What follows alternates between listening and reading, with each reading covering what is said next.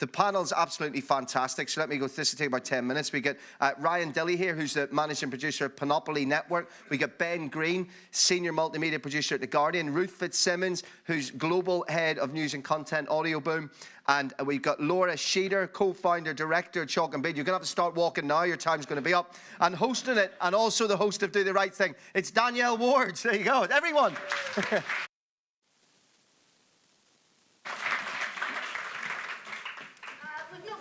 Let's start with podcasting versus radio. What makes a good podcast as distinct from what makes a good radio show? Should radio execs be looking at podcasts to recruit their talent or test out ideas? Now, if I can ask you, Ryan, first of all. Right, so there's always a big argument whenever we do these panels about what's a podcast, and I think I want to talk about things that are specifically podcasting, not radio downloads or any other thing. So you can't, I mean, you can sit on your phone, but you almost can't listen to a podcast by accident, and that's the key thing. And often you listen to them from the beginning to the end, and that means you make them in a slightly different way. So a great podcast will grab you at the beginning and take you all the way through, and you know the audience is listening in that way. With radio, you can come in halfway through or another point, and there's different ways you do structures, but a good podcast is something, if I was looking at a good podcast, it would be something that, A, I feel was exactly made for me, so really thinks about the audience. It's something that I would want to share with people, want to tell people about, and become really evangelical about, and press the subscribe button. So they'll keep dropping into my onto my feed. So I'll keep listening to it, and that's what we think about as podcast makers to do those things. Okay, Ben, same question. I would say personality and intimacy. I produce Football Weekly for The Guardian, which is the biggest sports show in the UK. It has a lot of personality as a show. Our host, James Richardson, people will have grown up with him presenting Football Italia. We've been doing the show for 10 years. It has taken on a life of its own. And people know what they expect. People know what they're going to get with this show because we've been going for so long and they've developed this great relationship with the programme. And as Ryan said, you know, radio does that as well, of course, but people are listening from the start to the end. And they're not just drifting in and out, they've taken an active decision to download that show. And in terms of intimacy as well, I'm a big listener to interview podcasts, just very straight, simple audio, two people chatting. And these interviews can last for an hour, they can last for 2 hours, anything, but they're very different to radio interviews, to Desert Island Discs, to anything on 5 Live, where you'll get 5-10 minutes of an interview. You really get a sense of someone's character and intimacy. You will develop a relationship with your host for that through that experience. And so one point about you mentioned about listening from the beginning to the end, that is the other key. If you slack off at some point, if you listen to radio, the chances of you trying to change a radio station and find something else are quite slimmer. If you're listening on a podcast, there's 350,000 other podcasts you can listen to fairly easily. So you'd lose people. That's the key, to get them to the end. And I just think in terms of stats, you know, what we see, Audioboom did a big study recently with Edison, and about 8,000 people. It's the first one that also included some UK figures as well. So that's really particularly interesting because most of those big studies are mainly from the US.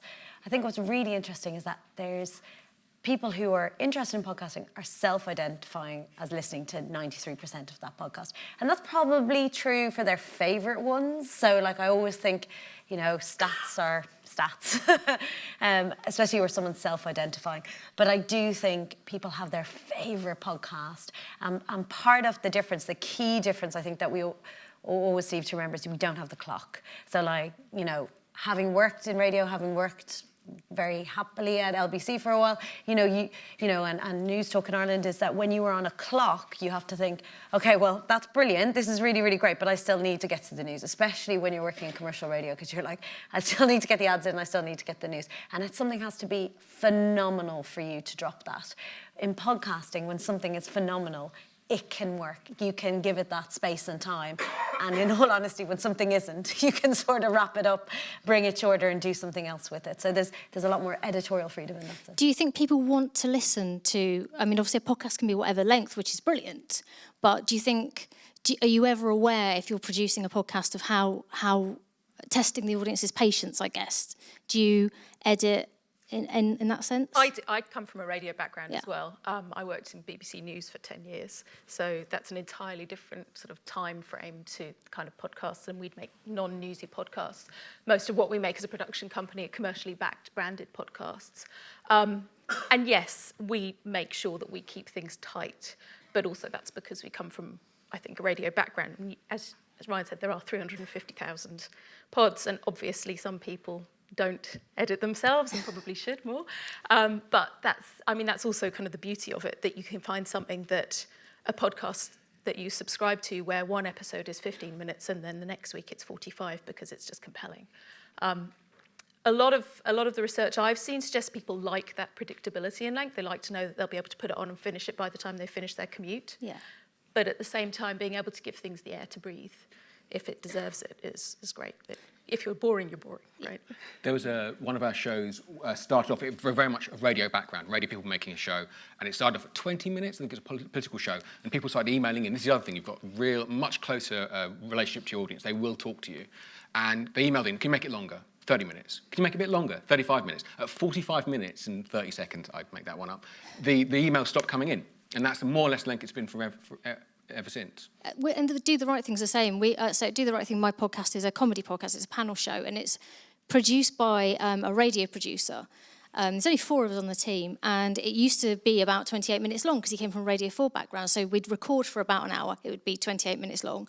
And then the more we enjoyed doing the live shows, and that's sort of where we get our revenue as well because we don't ask for donations, the live shows would be like 2 hours long, and he'd end up having to edit it down, and he'd try and keep it to 28 minutes from this sort of radio background, and that's crept up and up and up. And now we found 45 minutes, like you say, is sort of the perfect length because, I mean, the only thing we ever properly edit for is libel, not my decision. But everything else, it's about chat. And it's interesting what you say about the unscripted thing, because I have a little script that I do as a chair, as all panel shows do. But the reason people love ours is because it's completely freeform. There's no prep, there is no script. And I sometimes wonder if radio is looking more to podcasting. There's still that urge to control in a way that maybe should be freed up a bit. I don't know how you feel about that. I would agree with that, although a lot of the time when we go and talk to people about podcasting, a lot of the basics are what is podcasting. And a lot of companies, if they're looking at it as part of their media spend, are comparing it to other social media. So in that case, it's an entirely different animal because there are obviously exceptions, but you're not really looking so commonly at things like a YouTube sensation that's an instant hit. Podcasts are a lot more slow burn. They're longer. They say the average listen is about 20 minutes. So like you say, 45 minutes is not uncommon for a podcast. No one's going to spend that long with a blog. No one's going to want to spend that long looking at someone's Twitter feed, unless it's sensational. So its comparison is often made with other social media rather than with radio. And how do you feel about studio versus location? I'm from a commercial radio background, live radio background, so I enjoy very much being in the studio, making our shows there. And I have a rule, with when giving advice to other podcasters and stuff. It's don't give your audience a reason to turn off. Record it as well as you can. If that means do it in a studio, if you've got that, if you've got access to good equipment, then use your studio. At the Guardian, we've got very good facilities. We can do that. And when we started off about 10 years ago, we were kind of approximating radio and then taking it on. And as podcasting evolved, so did we with it.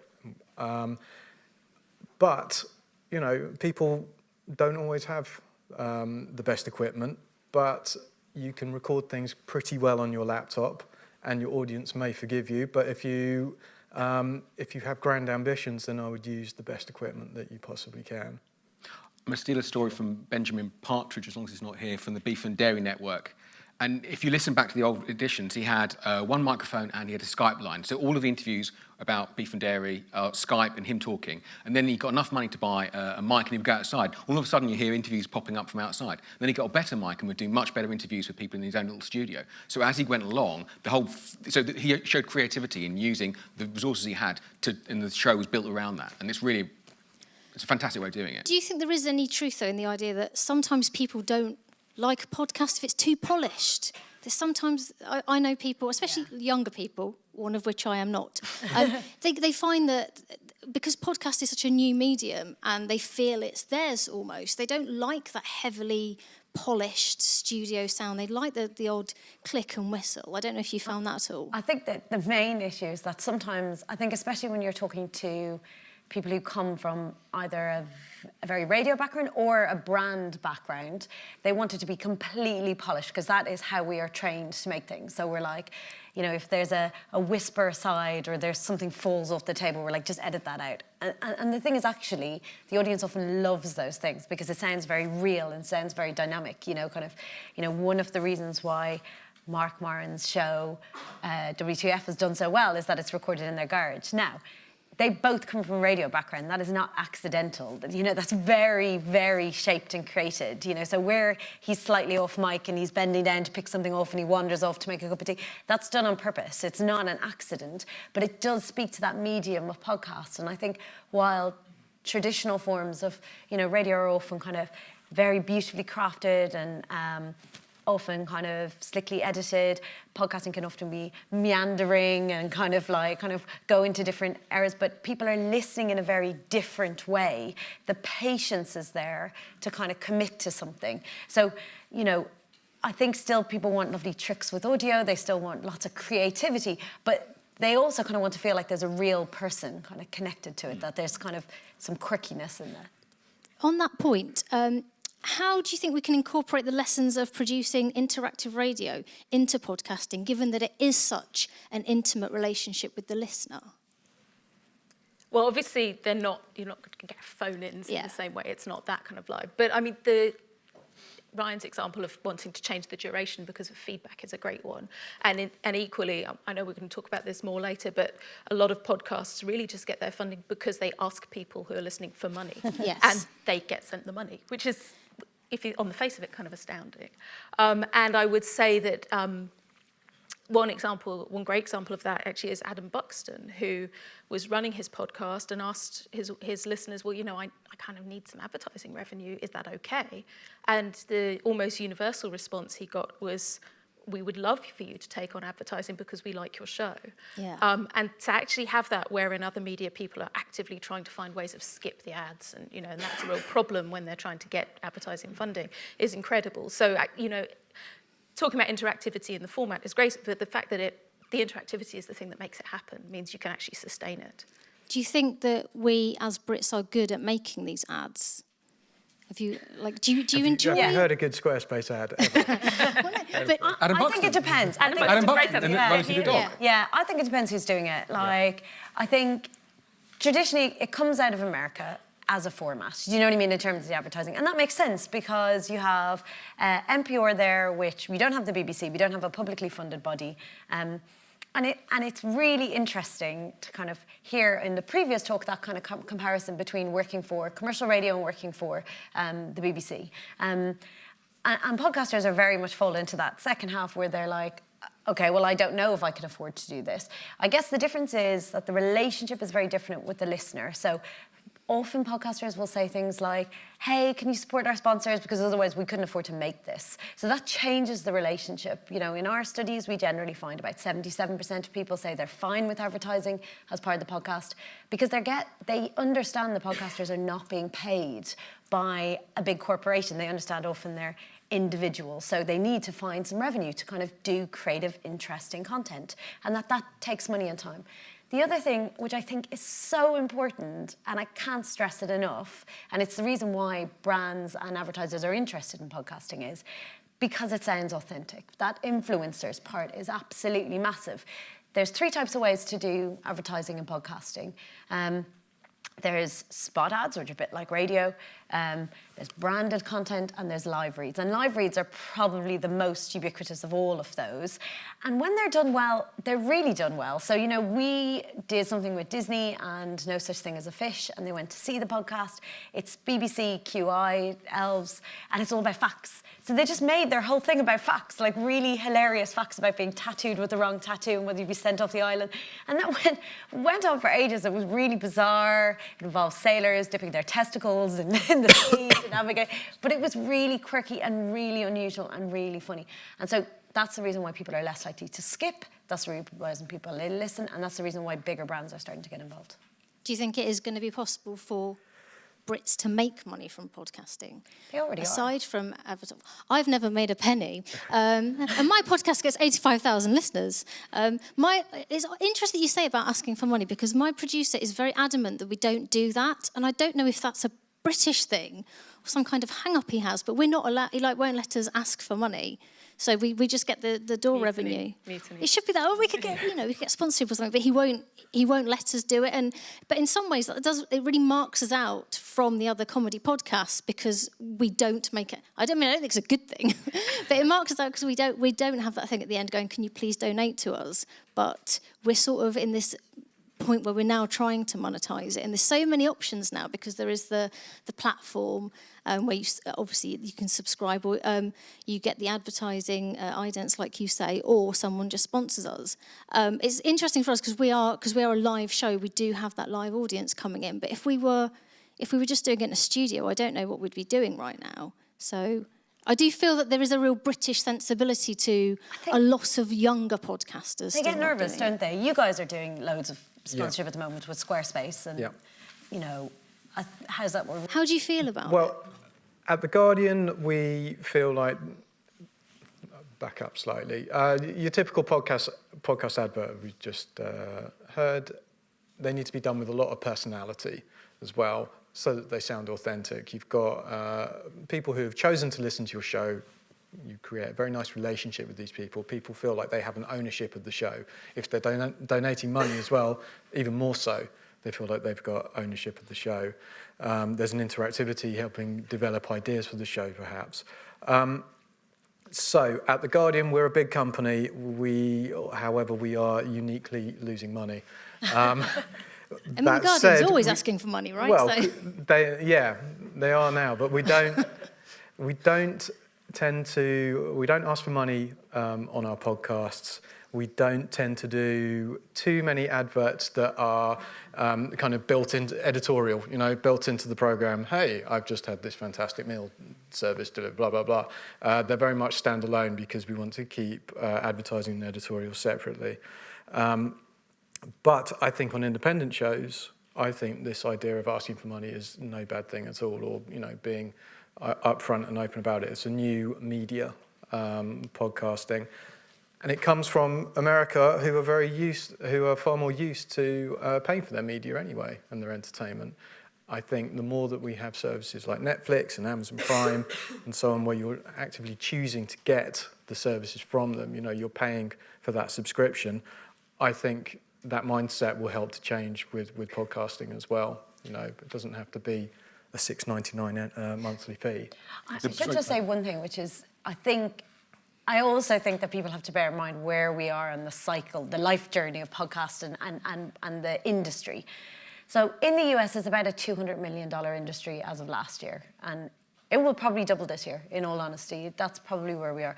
We are not nearly there yet. And I think what we also see is that different advertisers come in at different stages to kind of new media. And so at this stage, you have a lot of the subscription services because they see that it works and it's really easy to track the listens. And so you have a lot of, people like HelloFresh and, kind of some of those, and Squarespace and some of those kind of subscription services come in. I think in the UK, we're slightly taking a little bit of a jump, and that's partially because of the success of the US. So bigger advertisers like Disney, who I said, or Rafa or Maserati are starting to kind of give it a whirl, do you know what I mean, to see whether it works.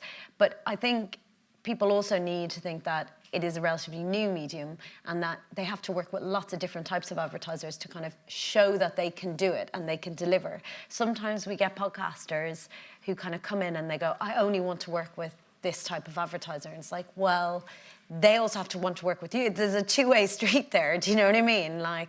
And where we see the best is when podcasters actually take something and own it and make it creative. When we work with podcasters, and it's not just us, there's, Audio Boom and Acast, there's a couple of different platforms that represent people for ad sales as well as doing the content delivery and content creation themselves.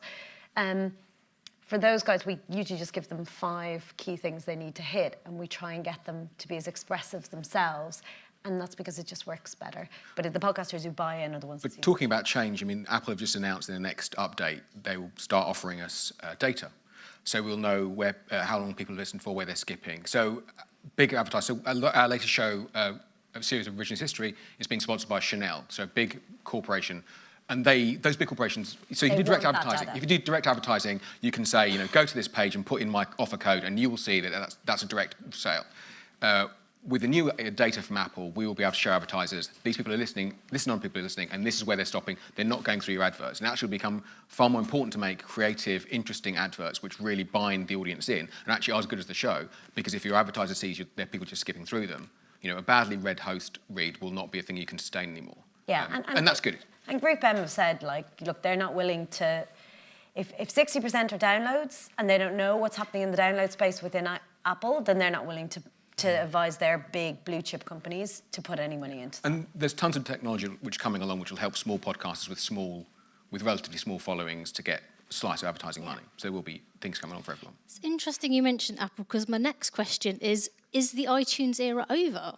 So how can we aid discovery? And do you think Audible's paywall model will work in terms of podcasting? Apple isn't dead. Well, no. And I didn't write that it's, question. Yeah, it's not going to be, because at the moment they're about 60% of the market. We're interesting to see who else is coming in. We've just done a deal with Deezer, so podcasts will be available inside of Deezer in July, I think. I think there's loads of other platforms. I think Spotify, it would be good to see them increase what they do and diversify and actually just push forward how to find it, discoverability. The biggest issue in Europe, and I say Europe as a whole, is that Apple isn't as dominant. And when Apple isn't as dominant and you have more fragmentation, we don't have an inbuilt app on the front of every single Android device that allows you to find a podcast. Yeah. And that, you could argue it was Serial that did the podcast revolution, or you could say, well, just having it on your front screen makes a really big difference. I'd agree with that. And I mean, for example, things that are happening in the States that aren't yet here are things like the Google Play podcasts rather than just Google Play Music. And that just being ubiquitous and being something you might chance upon. You don't necessarily chance upon the individual podcast, but the medium itself is really important. Do you think it is strictly a meritocracy in the sense that a really great podcast, no matter who makes it, will rise to the top? Or do you think it does need the support? They need to be discoverable. Yes. Well, yeah. And obviously there's ways of people getting excited about it. Still at the moment, I think I'm right in saying that social media, noise about something is the fastest way of it getting discovered at the moment if it's not in a big network already. Networks are increasingly important, and they're, as Ryan will testify, moving into the UK increasingly. But the nice thing, I think, about podcasting is that you're not beholden to a station identity or something like that, that if you've got a great idea, you can start it. The barriers to entry are quite low. Your tech might not be great to start with, but you can start and it will grow. Yeah. It is, I think the brand identity is really important for me as a podcast, someone who creates podcasts, is, coming from a background that started on Radio 4, the fact that I don't have to feel like a Radio 4 person when making my audio has been, for me, the best thing about podcasting is that I'm not part of this ubiquitous brand that has a compliance and an audience that know what they expect from it. And so I think that's been the real bonus for us. Finally, and I'm sure you'll all have an answer for this, what's next? I think branded content, I would say that, wouldn't I? But I do think increasingly brands are waking up to the alternative option that podcasts give them, that it doesn't just have to look, like you said, like a slick corporate video or an ad slot, that they can do something a bit more left field. One of the biggest hits of podcasting in the last 2 years was a podcast drama, basically like a radio sci-fi drama sponsored by GE in the States, and that hit #1 in iTunes. It was just a sci-fi drama. Yeah. But it's done wonders. It's better than that. It was a great sci-fi drama. I would just say distribution is going to be really, really key, and I'm really curious to see what's going to happen with Alexa when we start to see that people can access podcasts, because at the moment it's mainly through your phone, but I think that's really going to change how we interact and what kind of podcasts we expect to listen to. I'll give you two very quickly. I don't know if they're what's next, but certainly some way along the line. In-car, being able to do all your downloading and everything and streaming in the car to listen to podcasts and sort of syncing it up and hitting the Bluetooth thing, all of that. And searchable audio, being able to find things. Ryan? I don't really know, but content-wise, I just hope there's somebody probably at home now messing with stuff, making something that's going to just blow all our minds, and they're going to come to us with that. I'm sure there will be. That's the great thing about podcasting. Yes. That's podcasting. Thank you very much.